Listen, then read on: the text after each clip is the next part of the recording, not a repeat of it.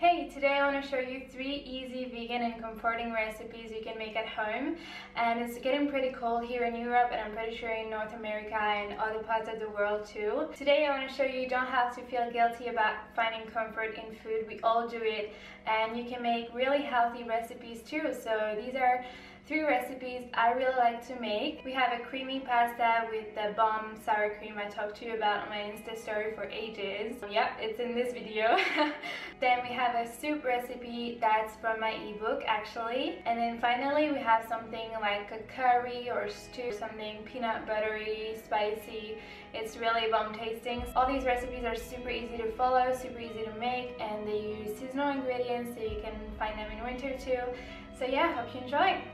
Alright, so we're going to start with the pasta recipe, which is pretty much the sour cream recipe. So you're going to start by soaking a cup of cashews overnight, or 4 hours minimum. And then once this is done, you can cook your pasta with the instruction you have on the package.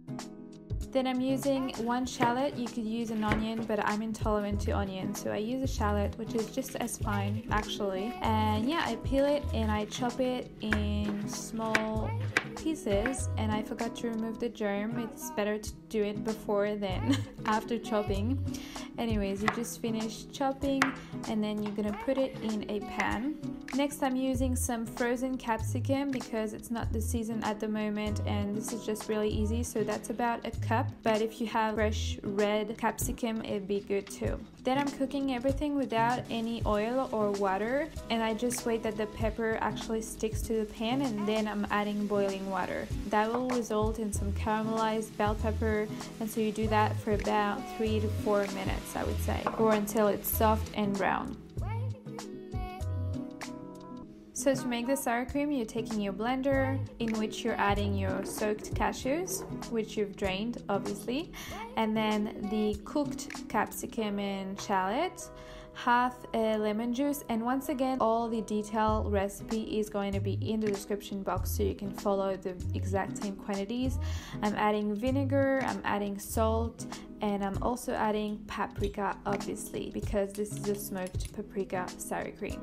Alright, then you just blend it, and at first it's gonna be kind of chunky. You're adding water as you go until you have like this really smooth consistency. It might take maybe 4 to 5 minutes. Next, you drain your pasta, which should be cooked by now, and you're adding them back into your pan and pour the sour cream on top and just mix that well. And yeah, just add that to your bowl and you have a really easy, comforting meal. I just really love it, and I just love that sour cream on its own too, just like on toast and stuff. It's delicious. I would really suggest you try it out.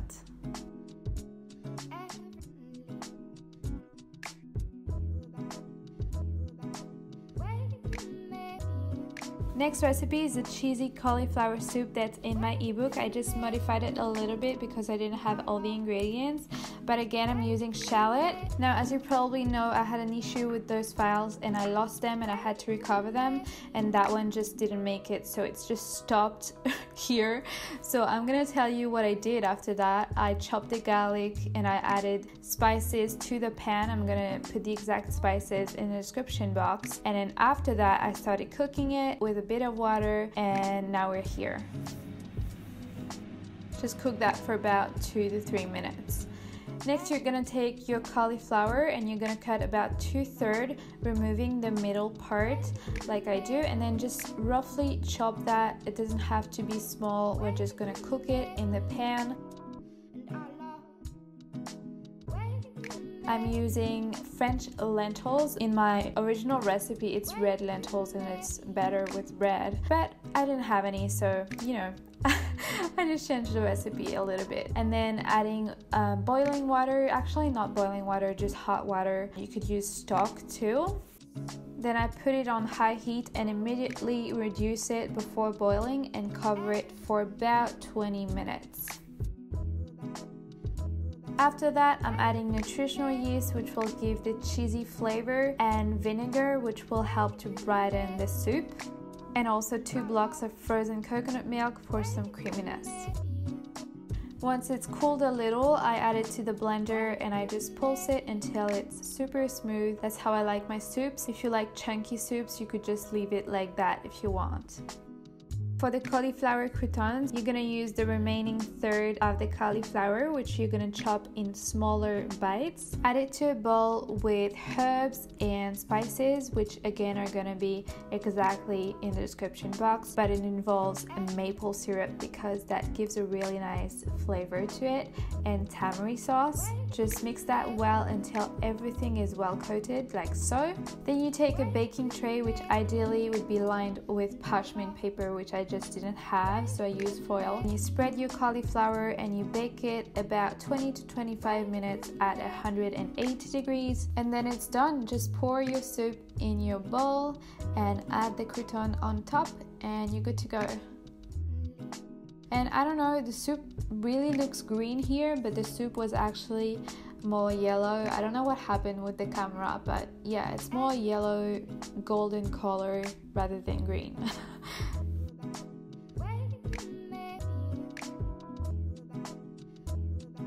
Alright, finally we're gonna have this peanut butter spicy stew or curry. I couldn't decide which word to use. But again, I'm using a shallot. Yep, this gives a lot of taste to dishes. This time you want to really mince it as much as you can. Then you're taking a block of firm tofu that you're cubing, so I like to slice it in half and then slice it again, just as you can see. And prior to this, I also remove the excess water with paper towel. Then I'm adding them to a pan with spices. So this time I'm using cumin, I'm using masala spice, cinnamon, and a little bit of chili, that's optional, and tamari sauce. Then I start to cook everything and magically it transforms into that. Just make sure it doesn't stick to the pan, just like stirring it for a couple of minutes. Then I take my squash and I magically peel and cut it. Ta-da! And I add it to the pan again. And then this time I'm adding the tomatoes. I like to use cherry tomatoes. They're just like slightly better in taste, I feel.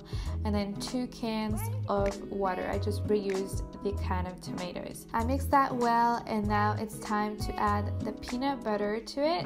So I add 1/3 cup of peanut butter, and that's really important. That's like the key ingredient here, so no, you cannot do without it. That gives a really nice flavor to the dish, so definitely do it. And then I cover it and I'll let it cook for about 30 minutes. After the time's up, it should be thick like this, and that's when you want to add the chickpeas in and the lemon juice, and then stir that again.